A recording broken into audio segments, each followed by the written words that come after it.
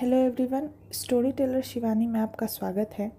आज हम बात करेंगे आर्थर मिलर के 3 act play all my sons के बारे में, जो 1946 में लिखा गया। आर्थर मिलर का पूरा नाम आर्थर एशर मिलर था, जो अमेरिकन प्लेराइट थे। ऑल माय सन्स उनके one of the best known plays में इंक्लूडेड है। ये एक ट्रेजेडी है जिसकी सेटिंग केलर के यार्ड में लेट अगस्त 1946 की है।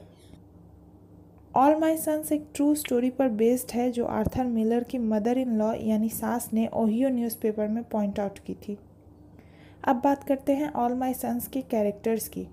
तो पहला और मेन कैरेक्टर है जॉय केलर का, 60 साल का एक एंटी हीरो जो अपनी फैमिली से बहुत प्यार करता है और 3 साल पहले वर्ल्ड वॉर 2 में उन पर जानबूझकर डिफेक्टिव इंजन सिलेंडर को शिप करने का आरोप लगा था, लेकिन इसका ब्लेम उन्होंने अपने पार्टनर और फॉर्मर नेवर स्टीव डीवर पर डाल दिया, जो अभी जेल में उसकी सज़ा काट रहे हैं। नेक्स्ट कैरेक्टर है केट केलर का, जो जॉय की वाइफ है और ये जानती है कि जॉय गिल्टी है, लेकिन ये मानने को तैयार नहीं है और अपने बड़े बेटे लैरी के लिए शोक करती रहती है, जो 3 साल से गायब है और उन्हें ऐसा लगता है कि वो ज़रूर वापस आएगा। नेक्स्ट कैरेक्टर है क्रिस केलर का, जो 32 साल का एक नौजवान है और वर्ल्ड वॉर 2 के बाद अपने घर वापस आया है। ये जॉय और केट का दूसरा बेटा है। उसने एन डीवर को केलर हाउस बुलाया है ताकि वो शादी के लिए उसका हाथ मांग सके। क्रिस के लिए उसके फादर आइडियल हैं, क्योंकि शुरू में वो नहीं जानता कि उसके फादर ने क्या क्राइम कमिट किया है। नेक्स्ट कैरेक्टर है एन डीवर का, जो 26 साल की हैं, केलर के घर आई हैं और अपने फादर से इम्प्रिजमेंट के बाद सारे रिश्ते तोड़ दिए हैं। Through out the play an को प्रिटी, ब्यूटीफुल, इंटेलिजेंट लुकिंग और एनी रिफ़र किया गया है। एनी का लैरी के गायब होने से पहले उसके साथ रिलेशनशिप था, लेकिन अब वो मूव ऑन कर चुकी है क्योंकि उसे सच पता है और उसे लगता है केलर उसकी शादी लैरी के भाई क्रिस के साथ कराने को राज़ी हो जाएंगे, जो 2 साल से उसके साथ मेल से जुड़े हुए हैं। नेक्स्ट कैरेक्टर है जॉर्ज डीवर का, जो एन के बड़े भाई और न्यूयॉर्क के एक सक्सेसफुल लॉयर है। वो क्रिस के चाइल्डहुड फ्रेंड भी हैं और शुरू में वो भी अपने फादर को गिल्टी मानते हैं, लेकिन स्टीव से जेल में मिलने के बाद जॉर्ज को रियलाइज़ होता है कि वो इनोसेंट है और केलर ने उन्हें डिसीव किया है। वो अपनी बहन को क्रिस से शादी करने से रोकने के लिए भी आते हैं। नेक्स्ट कैरेक्टर है जिम बेलिस का, जो 40 साल का सक्सेसफुल डॉक्टर है, लेकिन अपनी लाइफ से फ्रस्ट्रेटेड है। वो एक मेडिकल रिसर्चर बनना चाहते हैं, लेकिन घर की जिम्मेदारियों के कारण अपनी जॉब कंटिन्यू करते हैं। वो केलर फैमिली के क्लोज फ्रेंड है और उनके बैकयार्ड में काफ़ी समय बिताते हैं। नेक्स्ट कैरेक्टर है शू बेलिस का, जो जिम की वाइफ है। वो डेंजरस लेकिन अफेक्शनेट है। वो भी केलर फैमिली की फ्रेंड है, लेकिन सीक्रेटली क्रिस से चिढ़ी रहती है क्योंकि जिम पर उसका गलत आइडियलिस्टिक इन्फ्लुएंस रहता है। वो एन को क्रिस के लिए अपने एंगर को भी बताती है। नेक्स्ट कैरेक्टर है फ्रैंक लूबे का, 33 साल का एक आदमी जो हमेशा ड्राफ्ट से 1 साल आगे था और इसलिए वर्ल्ड वॉर 2 में भी नहीं शामिल हो सका और घर पर ही रुककर उसने जॉर्ज की फॉर्मर स्वीट हार्ट लीडिया से शादी कर ली। वो लैरी का होरोस्कोप बनाता है और केट को दिलासा देता है कि लैरी को जिंदा ही होना चाहिए। नेक्स्ट है लीडिया लूबे, जो जॉर्ज की लव इंटरेस्ट थी, पर उसके वॉर में जाने के बाद उसने फ्रैंक से शादी कर ली और अब उसके 3 बच्चे भी हैं। वो पीसफुल डोमेस्टिसिटी के लिए मॉडल है। नेक्स्ट है बर्ट, जो 8 साल का बच्चा है और केलर के पड़ोस में रहता है और बेलिस के बेटे टॉम का दोस्त है। वो जॉय के साथ जेल गेम खेलने के लिए केलर के यार्ड में आता है। इसके अलावा भी 2 कैरेक्टर हैं जो प्ले में दिखाई तो नहीं देते लेकिन इम्पॉर्टेंट है। फर्स्ट है लैरी केलर, जो 3 साल से मिसिंग है, पर उसका प्ले पर सिग्निफिकेंट इफेक्ट था उसकी माँ की जिद के कारण कि वो अभी जिंदा है। और एन लैरी की बचपन की स्वीट हार्ट है। जॉय भी लैरी को डिस्क्राइब करते हैं कि वो क्रिस से ज़्यादा सेंसिबल था। और दूसरा कैरेक्टर है स्टीव डीवर का, जो जॉर्ज और एन के फादर हैं और फॉल्टी एयरक्राफ्ट पार्ट की शिपिंग के लिए जेल में हैं, जो सिर्फ उन्होंने ही नहीं जॉय ने भी किया था। तो ये थे ऑल माय सन्स के सारे कैरेक्टर्स। अब बात करते हैं स्टोरी की। घर के पीछे एक बरामदा है, यार्ड घास से भरा हुआ है, इधर उधर पौधे लगे हैं जिनका सीजन जा चुका है और 4 फीट लंबा एक सेब का पेड़ है जिसका ऊपर का तना और ब्रांचेस टूट चुकी है। संडे का दिन है। जॉय केलर सूरज की रोशनी में पेपर पढ़ रहे हैं। डॉक्टर जिम बेलिस भी वहीं है। तभी फ्रैंक भी वहीं आ जाता है और तभी उस टूटे हुए एप्पल ट्री को नोटिस करता है और केलर उसे बताते हैं कि कल रात की हवा के कारण ऐसा हुआ है। फ्रैंक कहता है लैरी का जन्म भी अगस्त में ही हुआ था। इस महीने वो 27 साल का हो जाएगा और ये पेड़ टूट गया। क्या केट ये बात जानती है? केलर को आश्चर्य होता है कि फ्रैंक को लैरी का जन्मदिन याद है। तभी फ्रैंक बताते हैं कि वो लैरी के होरोस्कोप पर काम कर रहे हैं जो उसे केट ने बनाने को कहा है। और वह ये भी बताते हैं कि नवंबर 25 जिस दिन से लैरी मिसिंग है, हो सकता है वो उसका फेवरेबल डे हो और केट यही जानना चाहती है। केलर फ्रैंक से फेवरेबल डे के बारे में पूछते हैं तो फ्रैंक उन्हें बताते हैं कि किसी इंसान के लिए फेवरेबल डे वो दिन है जब उसके साथ सिर्फ अच्छी चीज़ें होती हैं और उस दिन वो कभी मर नहीं सकता और मैं भी इसी पर काम कर रहा हूँ। उसके बाद फ्रैंक और जिम के बीच जिम के प्रोफेशन को लेकर बात होती है। तभी जिम एन के बारे में पूछता है जो कल रात को ही केलर्स के घर आई है। तभी जिम की वाइफ शू और फ्रैंक की वाइफ लीडिया भी वहाँ आती है। लीडिया भी टूटे हुए पेड़ के लिए दुख जताती है और एनी के बारे में पूछती है कि क्या वो अभी भी नाखुश है, क्या वो किसी से शादी करने वाली है। तभी क्रिस जो अभी वर्ल्ड वॉर 2 से अपने घर आया है वो भी वहाँ आ जाता है। केलर क्रिस को पढ़ने के लिए पेपर देते हैं और एनी के बारे में पूछते हैं कि क्या वो जगी। क्रिस बताते हैं कि केट उसे ब्रेकफास्ट सर्व कर रही है। तभी वहाँ 8 साल का बच्चा बर्ट आता है जो केलर के साथ जेल गेम खेलता है। वो जिम के बेटे टॉम की शिकायत करता है और थोड़ी देर बाद वहाँ से चला जाता है। केलर क्रिस को पेड़ के बारे में बताते हैं और कहते हैं कि हम केट से क्या कहेंगे। क्रिस बताता है कि केट ने ये पहले ही देख लिया है। सुबह 4 बजे ही जब इसके टूटने की आवाज़ आ रही थी और मैं देखने के लिए बाहर आया तो केट यहीं खड़ी थी। मैंने उन्हें अकेला छोड़ देना ठीक समझा, फिर वो किचन में आ गई और बहुत रोई। केलर कहते हैं कि केट का बिहेवियर फिर से वैसा ही होता जा रहा है जैसा कि लैरी के मरने के बाद था। इसका मतलब क्या है? क्रिस को गुस्सा आ जाता है कि इसमें गलती उसके पिता केलर की। उन्होंने केट को सच बताने की कोशिश नहीं की।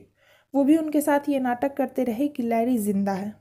पर अब क्रिस केट को समझाएंगे कि लैरी अब जिंदा नहीं है और वो कभी वापस नहीं आएगा। और एनी को भी, जो लैरी की एक्स गर्लफ्रेंड थी, उसे क्रिस ने शादी के लिए प्रपोज करने के लिए बुलाया है। और अगर केट उन दोनों की शादी के लिए नहीं मानती है तो वो एनी के साथ यहाँ से कहीं और, मे भी न्यूयॉर्क चला जाएगा। केलर ये बात सुनकर परेशान हो जाते हैं और उसे समझाते हैं कि वो ऐसा नहीं कर सकता। ये बिजनेस, ये पैसा, ये सब कुछ केलर ने क्रिस के लिए ही तो किया है। वो ये सब छोड़कर कैसे जा सकता है। तभी केट वहाँ आ जाती है और पेड़ के बारे में दुखी होती है कि इसी महीने लैरी का बर्थडे है, उसका पेड़ टूट गया और एनी भी वापस आई है। तभी क्रिस और मदर यानी केट के बीच एनी को लेकर बातें होने लगती है कि वो एक अच्छी लड़की है और केट को लगता है कि एनी अभी भी लैरी को याद करती है। लेकिन क्रिस मदर को समझाता है कि जस्ट बिकॉज एनी ने अभी तक शादी नहीं की इसका मतलब ये नहीं कि अभी भी लैरी की यादों में खोई है। क्रिस केट को शांत करते हैं और समझाते हैं कि अब उन्हें लैरी को भूल जाना चाहिए, पर वो नहीं मानती। क्रिस वहाँ से चले जाता है और केट केलर से एनी के बारे में पूछती है कि वो यहाँ क्यों आई है, क्रिस ने उसे क्यों बुलाया है, और वार्न करती है कि क्रिस एनी से शादी नहीं कर सकता। वो लैरी की दुल्हन है और वो लैरी से ही प्यार करती है, इसलिए आज तक केलर केट को समझाते हैं कि एनी आगे बढ़ चुकी है।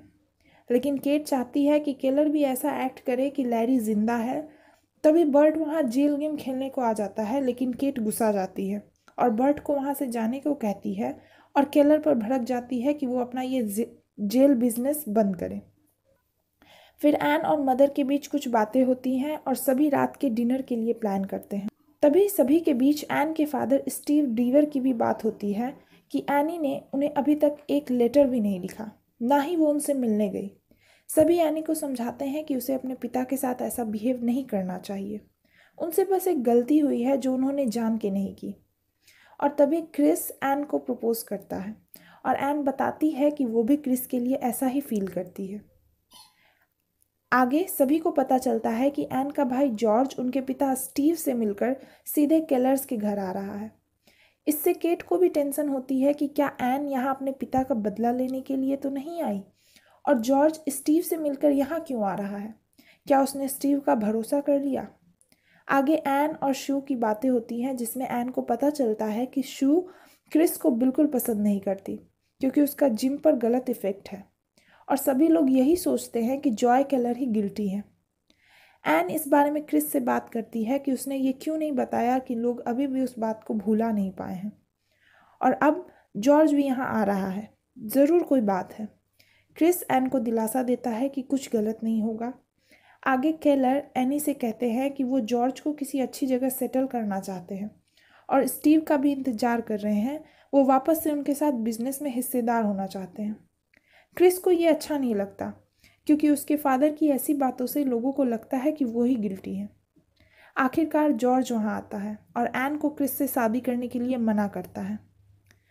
कहता है, क्या तुम ऐसे लड़के से शादी करोगी जिसके पिता ने तुम्हारे पिता को फंसाया है? एन जॉर्ज की बातों पर भरोसा नहीं करती और उसे वहाँ से जाने को कहती है। जॉर्ज क्रिस पर इल्ज़ाम लगाता है कि वो सच जानता है, लेकिन क्रिस को अपने पिता के इनोसेंस पर भरोसा है। आगे जॉय जॉर्ज को यह विश्वास दिलाने की पूरी कोशिश करता है कि उसके पिता ही दोषी हैं, लेकिन केट अनजाने में ही यह बोल देती है कि पिछले 15 सालों में जॉय कभी बीमार नहीं पड़ा। तभी केलर कहते हैं, एक्सेप्ट मेरे फ्लू के, जो वॉर के टाइम की बात है। जॉर्ज इस बात को पकड़ लेता है और एन को समझाना चाहता है कि ये सब जॉय ने नाटक किया था ताकि वो सज़ा से बच जाए, लेकिन एन उसकी कोई बात नहीं मानती और उसे वहाँ से चले जाने को कहती है। जॉर्ज वहाँ से चला जाता है। तभी फ्रैंक वहाँ आकर केट को ये बताता है जिस दिन लैरी गायब हुआ वो उसका फेवरेबल डे था। ये बात सुनकर क्रिस गुस्सा जाता है और पूछता है कि अगर ऐसा है तो लैरी कब आएगा।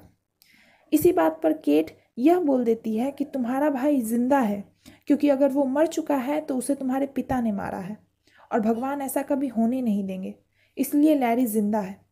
क्रिस को बात समझ आ जाती है और वो अपने फादर केलर से सवाल करने लगता है कि आपने ऐसा कैसे किया।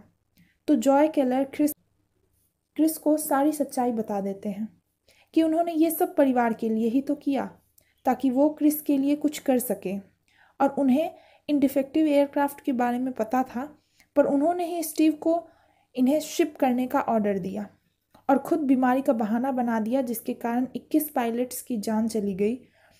पर कोर्ट में उन्होंने सारा इल्ज़ाम स्टीव पर डाल दिया। ये सब सुनकर क्रिस वहाँ से चला जाता है। एन केट के पास जाती है और उनसे कहती है कि आपने क्रिस को गिल्टी फील कराया, जाने या अनजाने में आपने मेरे सामने ही उसे क्रिपल्ड फील कराया, तो मैं आपसे ये कहना चाहती हूँ कि लैरी मर चुका है। केट कहती है, क्रिस के जाने में उनका कोई हाथ नहीं है। ये बात क्रिस को भी पता है कि उसका भाई अभी जिंदा है, और अगर ऐसा नहीं है तो वो कैसे मरा?